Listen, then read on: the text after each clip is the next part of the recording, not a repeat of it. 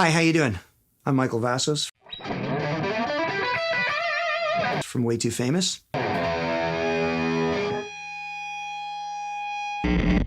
Some people have asked me for a little bit of background on who I am, what I do, and why I play music. In fact, I get that question a lot. Why do you do this? And they usually mean music as opposed to something else, hopefully. I started playing music when I was about 11, 12 years old. Some friends of mine in the neighborhood played guitar. I went over and tried one out and said, wow, this is so cool, and heard loud rock and roll noise. I'd already been playing my favorite tennis racket in my basement, jumping around to Kiss records. But it wasn't until about 11, 12 where I started really trying to play guitar. I'd already sang before that in choirs in school, but I think most kids do that at some point or another. The only difference or inkling that I could sing a little more in tune or better than some people was my teacher would sometimes single me out and bring me up to the front of the class and say, okay, we're going to sing harmonies. And I kind of knew what he meant without actually hearing him. It's kind of a strange thing. So after I picked up a guitar and played for a while, went to school. And the first moment where I knew I wanted to play music for the rest of my life was doing a concert at my junior high school. It's kind of a neat story. We played in front of the whole assembly, the whole class, or the whole year, actually, of students. And after, someone had taped it on this little tape recorder. I know people are going, tape recorder, what's that? Yes, it's ancient technology. And to listen back to it, the band, all went to this one room. It was actually the boys' bathroom. You can imagine how horrendous that made it sound because of the reverb in the old school bathrooms. But we were listening to it, and we're listening back to the playback to hear ourselves playing. We're all getting pretty excited. And I had that light bulb moment where all of a sudden I stepped back and realized that it wasn't just guys in the bathroom listening to this. There was 3 or 4 girls in the room with us as well. And I went, why are these girls in the boys' bathroom with us listening to it? That was that light bulb moment. I said, I want to do this for the rest of my life. So that's a true story. So anyway, after that, played a lot of music, high school bands, a couple different bands. Eventually got into university, not for music, for radio and television. And missed my second year because I was out on the road with my band. I literally called the dean of Ryerson of my course, Radio and Television Arts. And he said, Michael, where are you? You're not here. And I said, that's because I'm in Quebec City playing, doing what I really want to do, which is play music. And he said, I can only hold this spot for a week. And I said, you may as well give it up right now. I'm not coming back. And I never did. A great lesson that Ryerson taught me, and great school, but for me, the wrong place at the wrong time. Taught me a great lesson, which was that I didn't want to be in school anymore. So right after that was on the road touring, playing with different bands, and did the original band thing for a long time. I'm not going to name some of those bands because some of them were really great and some of them were less than great. So I'm going to protect the innocent as well as the guilty with that comment. But got into a lot of offices of record company people and worked with a lot of high-end engineers and producers, and basically saw how things are done and realized what I needed to work on as a player and a songwriter, and also as a person, as far as just how to communicate with someone. Because anyone that's a songwriter knows that these songs are your babies. They're like, oh, I wrote this. I sweated so much to do it. Or maybe it came in 5 minutes, whatever, however way it works for you. But I know for me, there were some songs that took a long time. And walking into a room and having someone all of a sudden say, yeah, that's not good. We're not going to use that song. That's pretty soul crushing. So you got to grow your skin pretty thick, pretty fast as far as that part, exposing yourself as a writer. I'd already grown a thick skin from playing live, because another true story was in high school. We played a dance night with my band, and we literally, I don't know how to explain this, but they tell the joke about getting pelted with fruit. We got pelted with pop cans. So, and here's the thing, we were actually pretty good, but you can make your own judgment from that one. I'll get into that story another time. Anyway, continued on and worked with a whole bunch of different bands and artists. And eventually got a phone call one day to go and audition for Rick Emmett, who is the guitar player from Triumph, or was former guitarist of Triumph. And Rick was doing his solo career stuff, and he needed a second guitar player who could sing to do a tour because his guitar player had just scored a record deal. So a friend of mine called me and said, why don't you come in and audition for Rick? And I had met Rick a couple of times, spoke to him about things like songs and putting out records and just guitar playing in general. And so I went to his place, and I'd never auditioned that way for someone. I'd auditioned where someone said, here's a couple of cover tunes, come on in and play. And, oh yeah, you're in the band, or, oh, sorry, you're not what we're looking for. But basically sat down in his basement. It kind of nerve wracking. I'm like, okay, well, this is, Rick Emmett is a great guitar player, great singer, great writer. And played a cover song for him and said, because I said, I don't know what to do for you. He goes, well, are you going to play some jazz bow number for me? And I said, no, I'm not a jazz guy. I'm a street guy. Never went to Humber, never went to Berkeley or MI, any of the music schools. Learned everything from the street or from other musicians being generous enough to share information with me, which is a really big lesson because I think that's important. And when people ask me stuff now, I try and share that information back with them. I'm not going to cheat or steal or hide anything. Basically, I played a cover for Rick where I sang and played Message in a Bottle for him right there. And he went, cool. Okay. You can sing, you can play. You get it. Can you sing a harmony to this? Yeah. Can you play these chords? Yes. Do you know the name of this chord? No. But I think, do you mean this? And he said, yes. I believe it was a 13. And he goes, okay, you'll be fine. Here's some videotapes. I'll see you in a week and we're on tour. And that was it.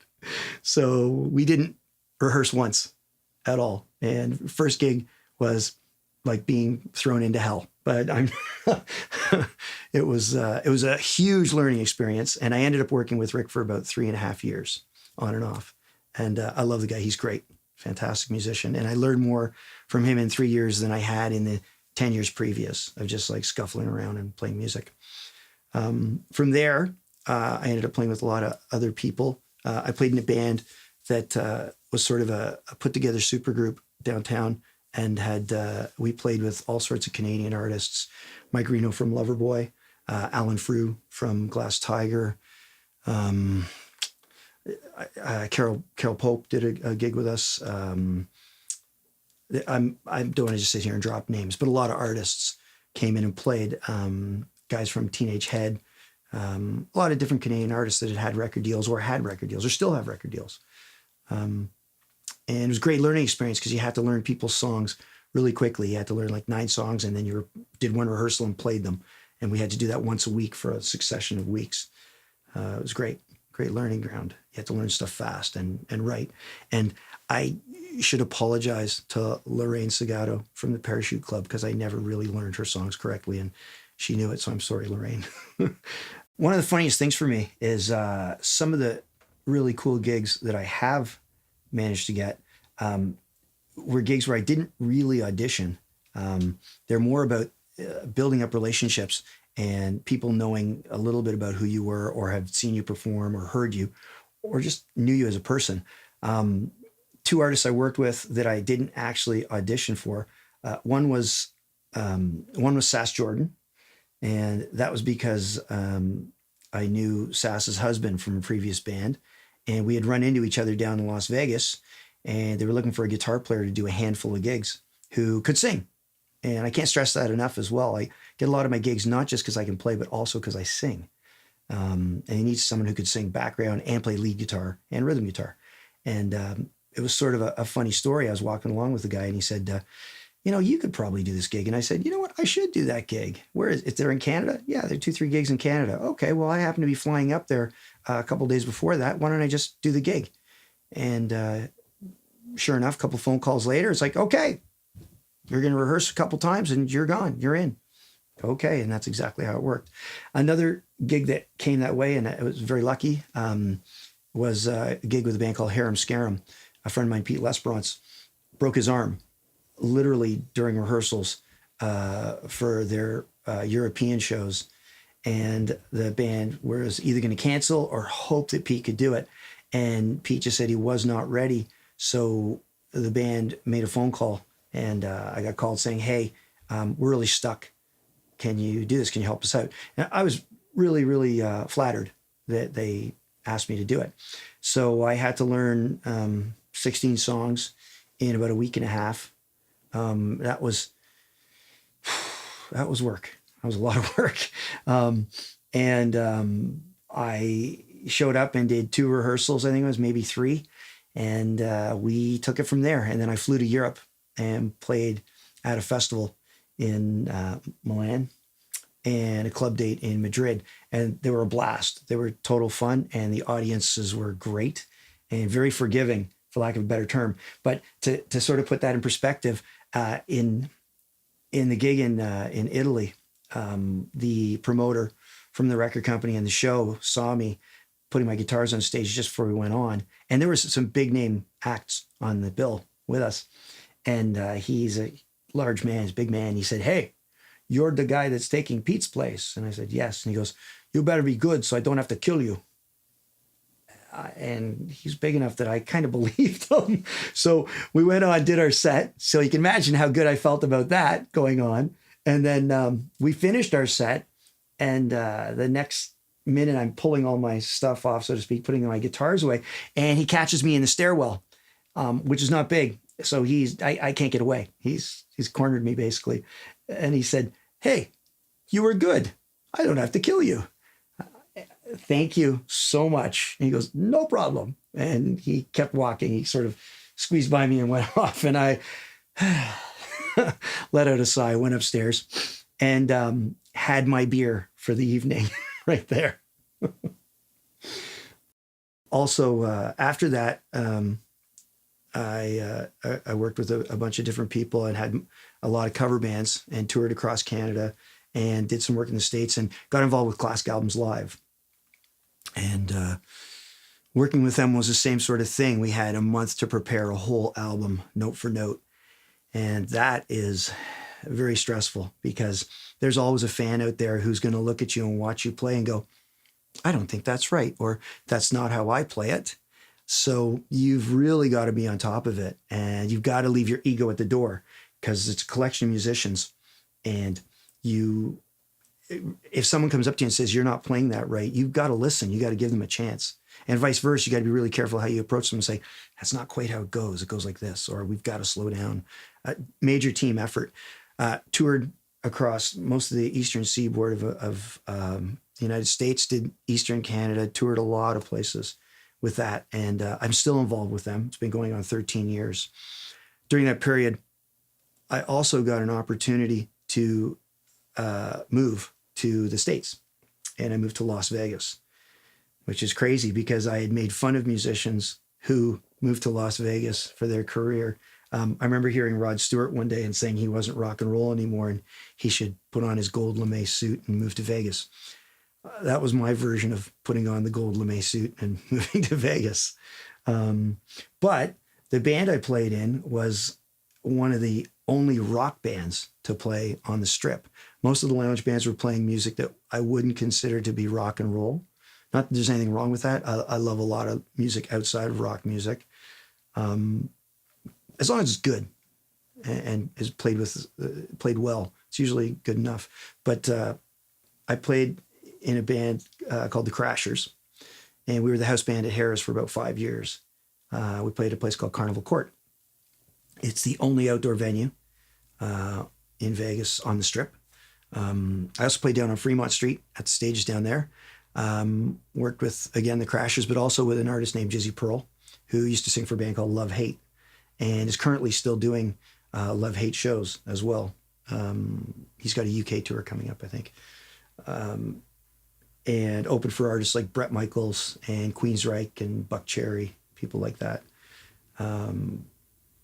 And basically somehow realized as I was going along that I had picked up this wealth of information from either gigging with all sorts of different musicians, great players. And if I haven't named them, it's not because I don't love you. It's because the list is pretty long. and everyone's taught me something. And every time I learn something, I think, well, this is great. And I started getting phone calls or emails from people going, hey man, is there a weird tuning on this song? Yeah. Or actually, you're supposed to capo it. Oh, thanks. Or, hey, this effect isn't working the way I think it should. And explaining stuff like, well, that's because that's not actually the effect on that, or that's not the pedal the guy used. Or I started getting people calling me all the time, or how do I play this guitar part? And anything I knew, I shared with people. I have a story from when I was young. I heard a guy playing Bring On the Night by the Police, and I didn't know how to play it. And I tried to get a sort of a glimpse of what he was doing, and he literally turned his back on me. He didn't want to tell me. And I went, I'm not going to do that. That's not cool. I don't like that. But by the same token, when I was a young kid and thought I was a real hotshot guitar player and showed everyone, hey, check out these cool licks. I remember walking into a store and, doing my half-hour clinic, so to speak, burning through all the coolest whatever guitar licks of the day, and having 4 or 5 people around me going, how do you do that? Wow, what are you doing? And I'm just doing this, and thinking I was top of the block. And I walk up to the cash to buy some strings, and I see this guy from my school who I thought, he's okay. He's not a great guitar player. And he was playing the intro to some song that I just could not figure out.